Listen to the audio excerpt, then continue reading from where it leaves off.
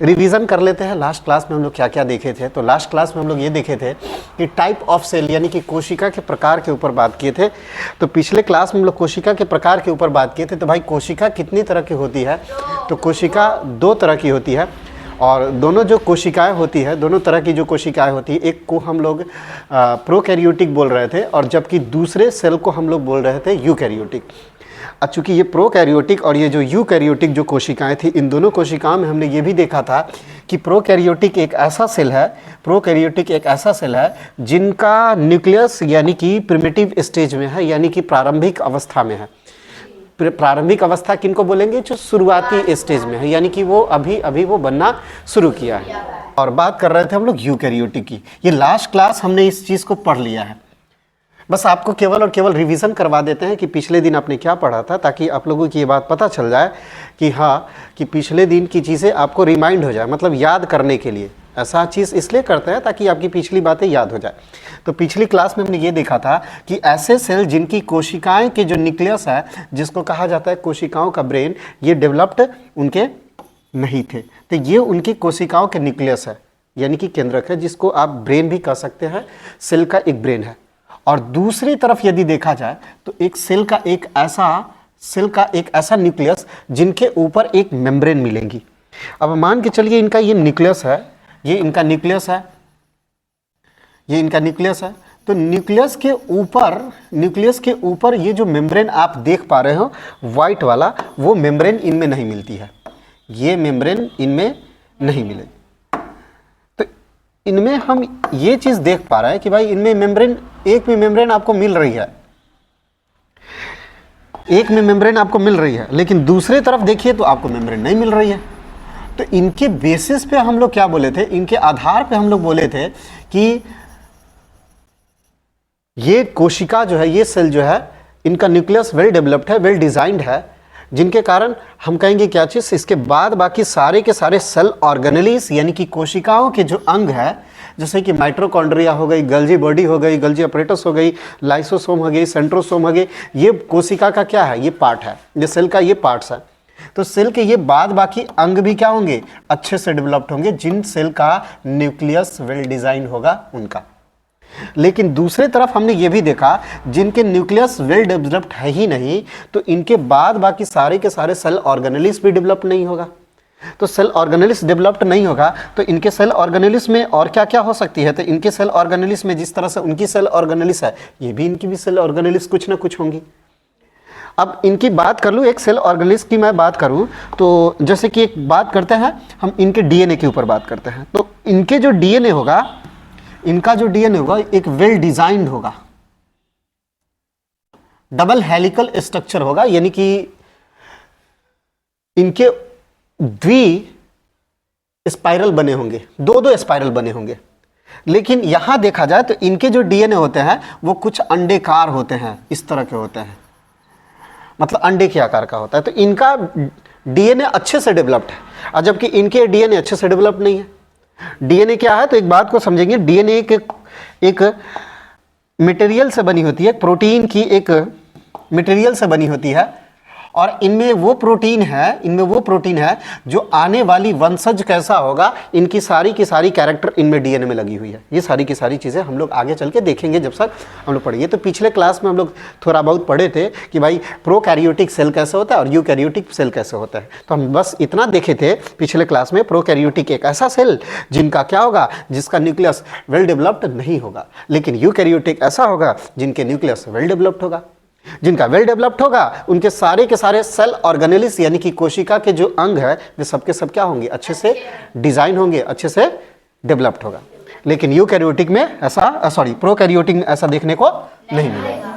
तो ये पिछले क्लास में हम लोग देख लिए थे। और क्या देखे थे पिछले क्लास में, तो और पिछले क्लास में हम देखे तो पिछले क्लास में हम लोग देखे थे ये सारी की सारी बातें कि प्रोकैरियोटिक कोशिकाओं की कोशिकांग अल्प विकसित होते हैं, क्योंकि इसके न्यूक्लियस अच्छे से डेवलप्ड नहीं है, न्यूक्लियस वेल डिजाइन नहीं है। इसीलिए हम देखेंगे क्या चीज़, इनके कोशिका के जो अंग है वो भी डिजाइंड बढ़िया से नहीं होगा।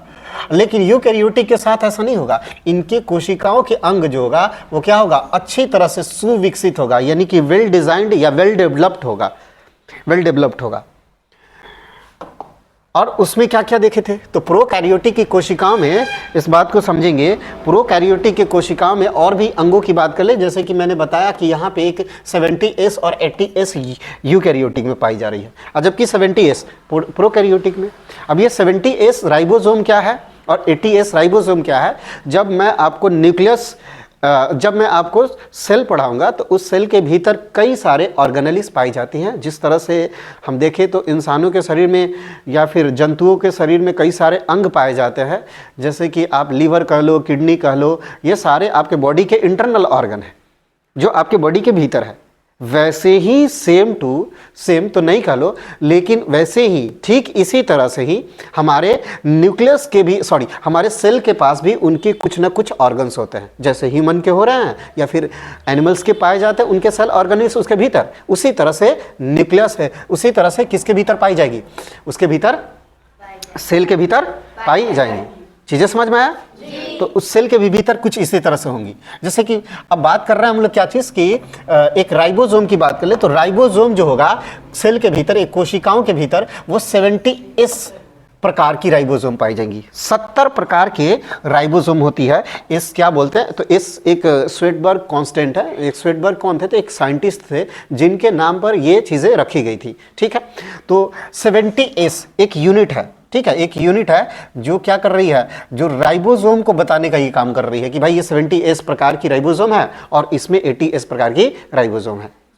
तो इनमें राइबोसोम जो है वो अच्छे तरह से डेवलप्ड होंगे, अच्छे तरह से डिजाइन होंगे। राइबोसोम क्या है? जैसे हमारे बॉडी के किडनी, लीवर है ना, बॉडी के आंख है ना, और भी कई सारे अंग है जैसे हाथ वाथ, उसी तरह से राइबोसोम भी क्या है, इनका एक पार्ट है।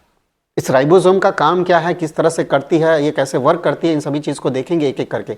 यदि देखा जाए तो राइबोसोम क्या कर रही है, राइबोसोम एक प्रोटीन का एक फैक्ट्री है, यानी कि प्रोटीन बनाने का काम करती है। लेकिन इनमें जो प्रोटीन बनेगी वो 70S प्रकार की राइबोसोम है। तो चूंकि राइबोसोम के प्रकार 70 प्रकार के और यहाँ पे राइबोसोम के प्रकार जो कि 80 प्रकार के, तो हम कहेंगे क्या चीज कि 80 प्रकार की जो राइबोसोम है उनकी काम करने की क्षमता भी क्या होगा, अलग होगा। और जबकि 70 प्रकार के जो राइबोसोम होगा उनके काम करने की क्षमता भी क्या होगी, अलग होगी। मेरे बात समझ में ना? राइबोसोम और कुछ नहीं, मान के चलो एक प्रकार की मशीन कर लो।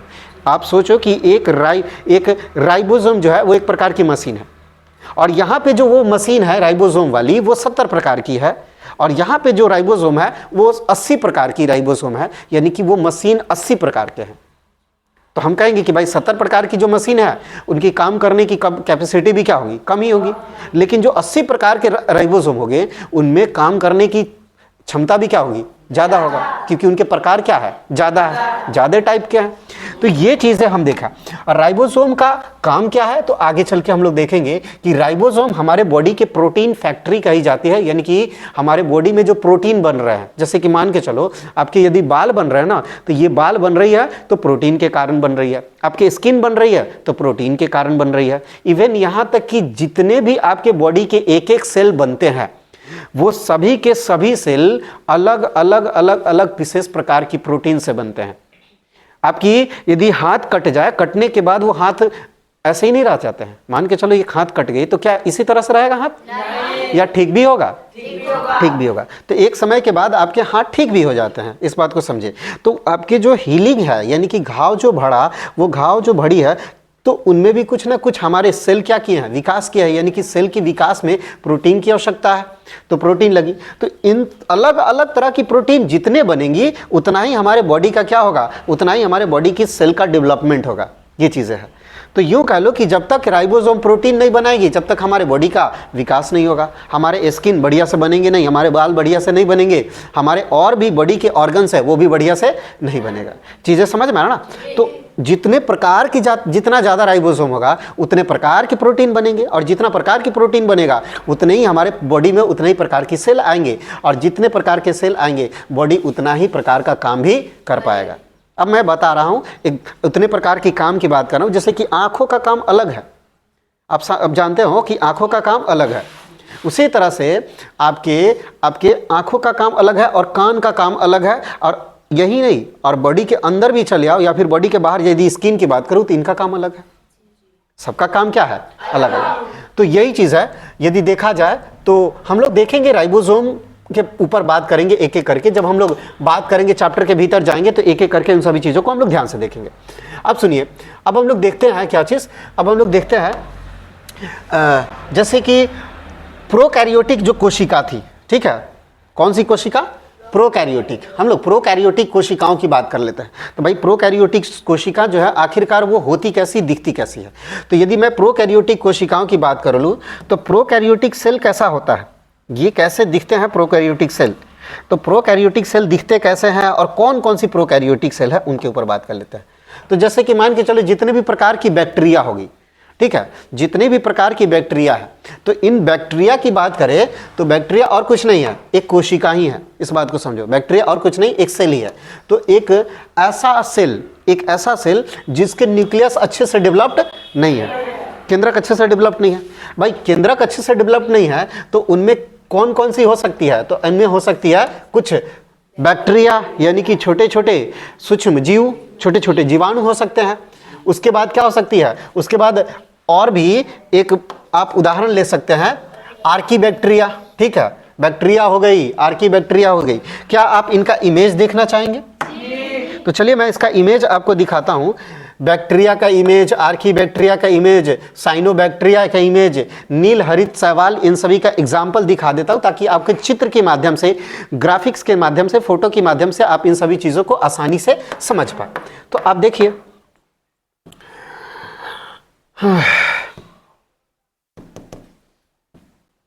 अरे ये क्या हुआ, नेट है या नहीं है?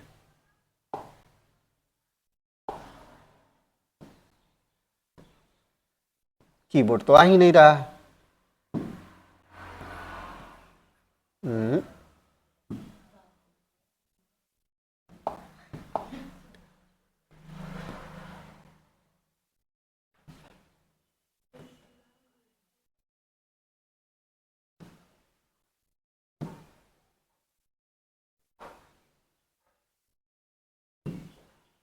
सुनो ना, इसमें दिक्कत ये हुआ कि इसका कीबोर्ड नहीं आ रहा है, ठीक है। इसके लिए हमको पैनल को ऑफ ऑन करना पड़ेगा तभी जाके हो पाएगा। तो एक काम करते हैं ना, अगली बार हम लोग इस चीज़ को हम लोग देख लेंगे, ठीक है। अगली बार इस चीज़ को देख लेंगे कि भाई हम आपको दिखा दें कि बैक्टीरिया दिखती कैसी है, ठीक है। तो बैक्टीरिया दिखती कैसी है और ये आर्की बैक्टीरिया किस तरह से होती है और साइनोबैक्टीरिया या फिर नील हरित शैवाल। अब शैवाल वगैरह देखे होंगे, जैसे कल पे काई वाई लग जाता है ना, तो वो और कुछ नहीं है, वो नीले नीले रंग के होते हैं, हरे हरे रंग के होते हैं, ठीक है। तो नीले और हरे रंग के होते हैं कुछ ऐसे शैवाल, और ये जहाँ जल जम जाता है ना, पानी ज़्यादा दिन तक टिक जाता है, तो वहाँ पे आप इन सभी चीज़ों को आप देखे होंगे, समझे।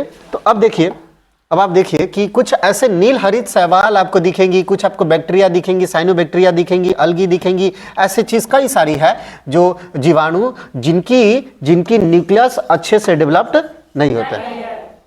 लेकिन दूसरी तरफ यदि देखा जाए तो ऐसी कोशिकाएं जिनमें केंद्रक जो है अच्छे से विकसित होती है और बाद बाकी कोशिकांग भी जितने भी है वो अच्छे डेवलप्ड होते हैं, वेल डिजाइंड होते हैं।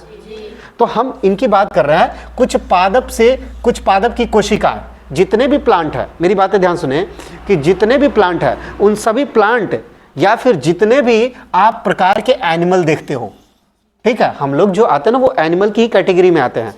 आई बात समझ में? हम लोग जो आते हैं वो एनिमल की कैटेगरी में आते हैं। तो जितने भी प्रकार की पादप हुए, जितने भी प्रकार की क्या हुए, जंतु हुए, तो इन सभी की जो कोशिकाएं हैं और इन कोशिकाओं की जो केंद्रक है वो अच्छे से क्या होते हैं, विकसित होते हैं। आई बात समझ में? अच्छे से डेवलप्ड होते हैं।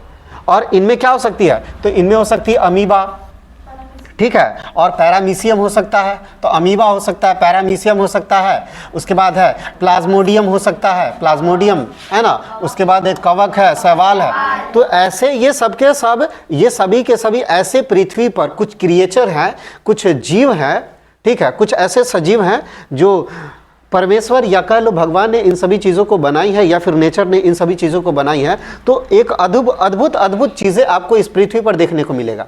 लेकिन उन्हीं अद्भुत में थे कुछ ऐसे हैं जो हमारे, है ना, उनके न्यूक्लियस जो अच्छे डेवलप नहीं है, लेकिन उन्हीं अद्भुत चीज़ों में से कुछ ऐसे हैं जिनके केंद्रक अच्छे से विकसित है, और उनके बॉडी पार्ट्स भी अच्छे से डेवलप्ड है। आई बात समझ में? तो उन सभी चीज़ों को, ये सारी की सारी चीज़ें हमने लास्ट क्लास में देखा था। और आज की क्लास में हम लोग आगे देखेंगे, तो चलिए आज की क्लास को हम देखते हैं कि आखिरकार जो प्रोकैरियोटिक जो सेल है, जो यूकैरियोटिक जो सेल है, उनमें क्या क्या डिफरेंस है, अंतर क्या है प्रोकैरियोटिक और अंतर क्या है यूकैरियोटिक में। तो ये आपके सामने एक डायग्राम रखा गया है, इस डायग्राम में देख लीजिए। तो ये है प्रोकैरियोटिक, ठीक है, ये कैसा है प्रोकैरियोटिक, और ये जो आपको दिख रहा है ये क्या है यूकैरियोटिक। अब एक बात सोचो, आपको दिख रहा होगा क्या चीज, इसके जो न्यूक्लियस है, इसके जो केंद्रक है, देख लीजिए इसका जो केंद्रक है वो कैसा है, एक अच्छे से वेल डिजाइंड है, जिनके ऊपर एक झिल्ली पाई जा रही है, जिनके ऊपर क्या पाई जाएगी, झिल्ली। लेकिन इनके केंद्रक आपको दिख नहीं रहा है, इनके केंद्रक दिख नहीं रहा है। और इनके केंद्रक क्यों नहीं दिख रहा है, क्योंकि इनके ऊपर झिल्ली नहीं है। झिल्ली नहीं है तो उनके केंद्रक क्या होगा, उनके केंद्रक पूरा का पूरा क्या होगा, बिखर गया होगा। और केंद्रक के भीतर भी जो होगा पार्ट्स, उनके न्यूक्लियस ऑर्गन जो होगा, न्यूक्लियस के जितने भी भीतर जो होगा, जैसे कि क्रोमेटिन के धागे, उनके डीएनए, वे सब के सब क्या हो जाएंगे, बिखर जाएंगे। क्योंकि जब तक उनके ऊपर मेम्ब्रेन है तब तक उनको क्या करके रखा हुआ है, बांध करके रखा हुआ है।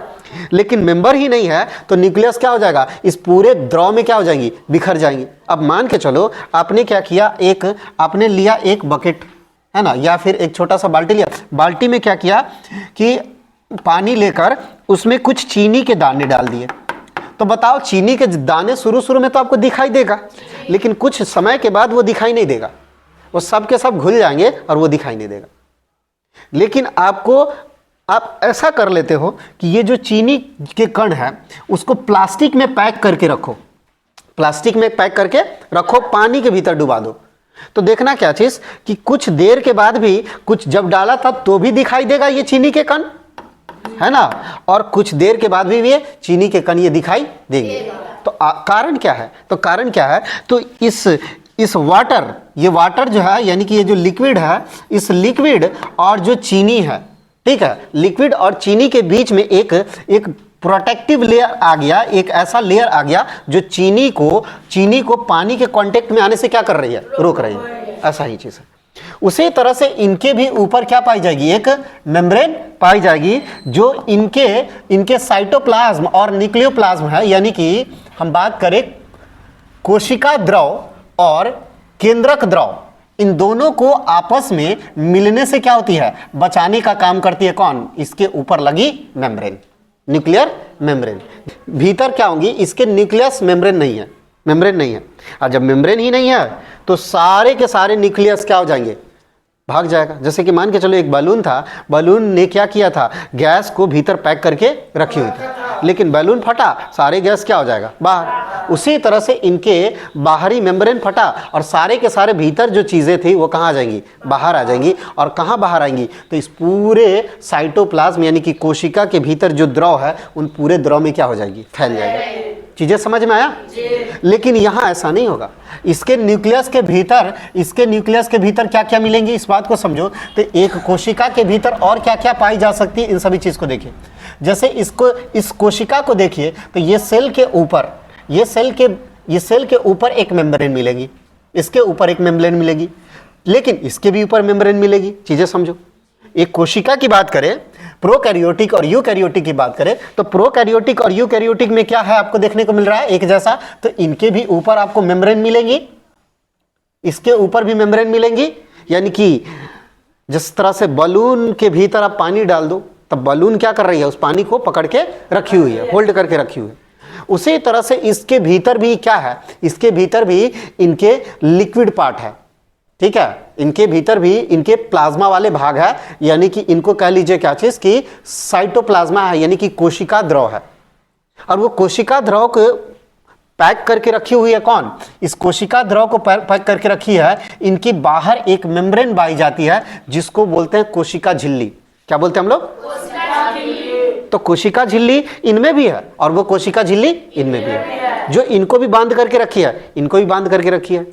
लेकिन कोशिका के झिल्ली के भीतर भी देखो तो उनके क्या मिलेंगी, उस झिल्ली के भीतर इनके सारे के सारे है ना, प्लाज्मा के भीतर, इस झिल्ली के भीतर ये सारे के सारे प्लाज्मा है, प्लाज्मा वाली भाग होगी, और इन प्लाज्मा के भीतर भी क्या होंगी, इन प्लाज्मा के भीतर कई सारे छोटे छोटे इनके बॉडी पार्ट्स होंगे। क्या ये चीजें समझ में आ रहा ना?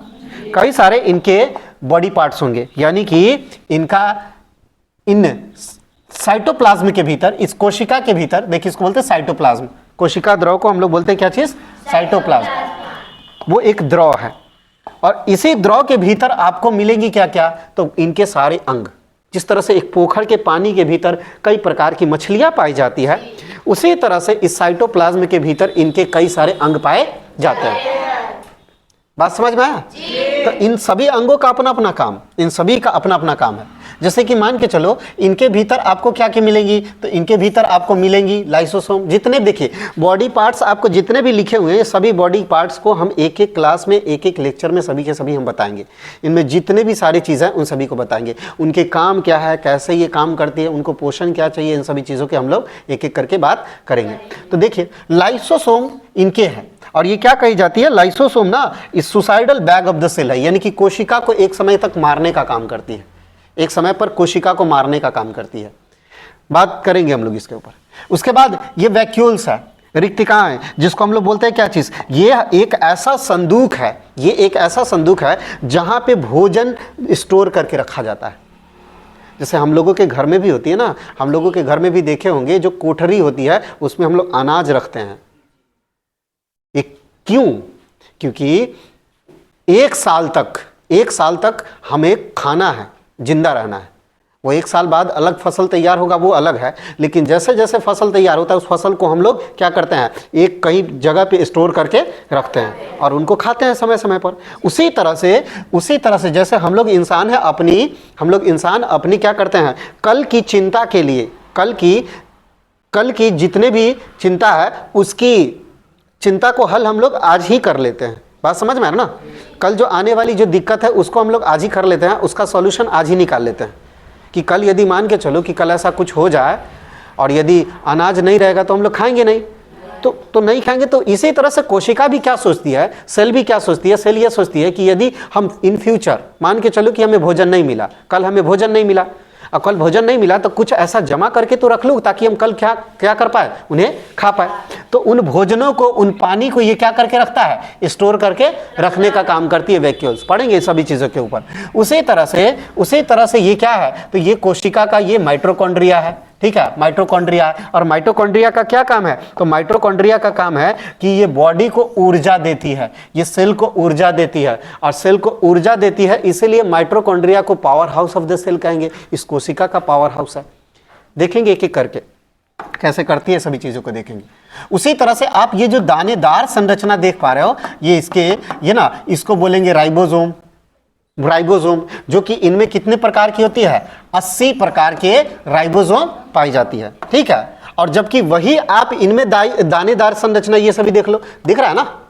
तो इनमें जो ये राइबोसोम है ना, इनकी संख्या में इसकी संख्या से क्या है, कम है। बात समझ में ना, इनमें संख्या में ज्यादा दिखाई देगा। देखो ध्यान से तुम गौर करो तो राइबोसोम यही नहीं दिखाई दे रहा है, राइबोसोम पूरे साइटोप्लाज्म में नहीं दिखाई दे रहा, राइबोसोम आपको यहाँ पे भी दिखाई देगा, ये सभी भी है।